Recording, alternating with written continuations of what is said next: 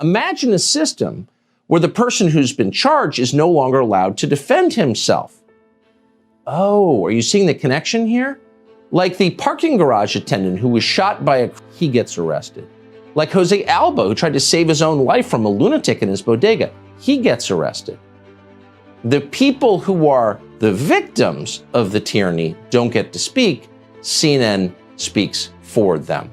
Imagine that. There are multiple reports tonight that Alvin Bragg's office will seek a gag order when Trump is arraigned. Now, that would prevent Trump, on pain of going to prison, from talking about his case in public. But CNN and MSNBC and the New York Times and the Washington Post, all the completely filthy, corrupt liars in the media, handmaidens to power, they'll be able to say whatever they want.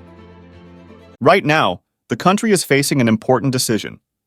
Our future is uncertain, and Carlson is speaking loudly like a bell to warn Americans to protect their right to own guns responsibly. First off, there is the money.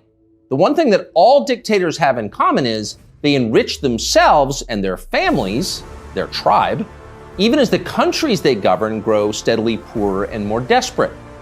They take kickbacks from businesses and from other dictators.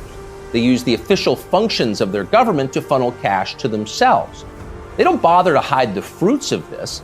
They live in garish mansions with big lawns, far from the teeming cities, even as their own citizens languish in growing poverty, in some cases literally living in tents on the street. So they don't really hide it, it's all pretty blatant. And ordinary people resent it. Of course they do, and wannabe dictators know they resent it, but they don't care. There's nothing the population can do about it in a dictatorship. It's no longer possible to fight injustice in a system like that. People can't gather in large numbers to protest the rule of the dictator. If they try that, they'll be arrested by his state security services, even years after the fact. A visit from men in body armor at the breakfast table. That happens.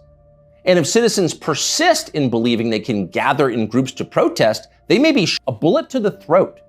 And then, just to make the humiliation complete, to make the lesson gin clear to everyone else watching, their relatives can be arrested for daring to complain that their children were for complaining.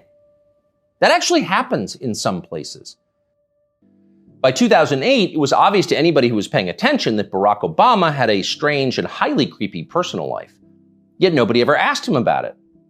By that point, a leader's behavior within his own marriage, the core relationship of his life, had been declared irrelevant. It was Barack Obama's business, not yours. One by one, with increasing speed, our old taboos have been struck down.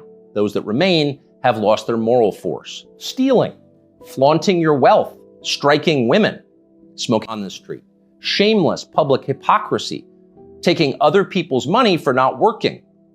All of these things used to be considered unacceptable in America, not anymore. So it probably shouldn't surprise us that the greatest taboo of all is teetering on the edge of acceptability. Well, you probably have the sense that things are out of control on our southern border and have been since Joe Biden was sworn in as president. And you're absolutely right, it's worse than you imagine.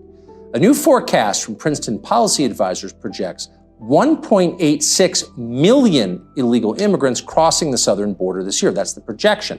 That'd make this the worst year on record. And of course, it would completely change the United States forever. That's more people than many states have, many states. Now, how are those migrants getting here? Well, they're walking across. They're flying from countries all over the world in order to do that. And then the Biden administration, in many cases, is transporting them to other parts of the country using the U.S. military, using Air Force bases. What they're not doing is moving those illegal migrants to Aspen or Northwest D.C. or Martha's Vineyard. Of course not. They're moving them to where you live and to places that didn't vote for Joe Biden. Of course. What is Joe Biden's response to this, which is happening, that's factual? Well, he just lied about it.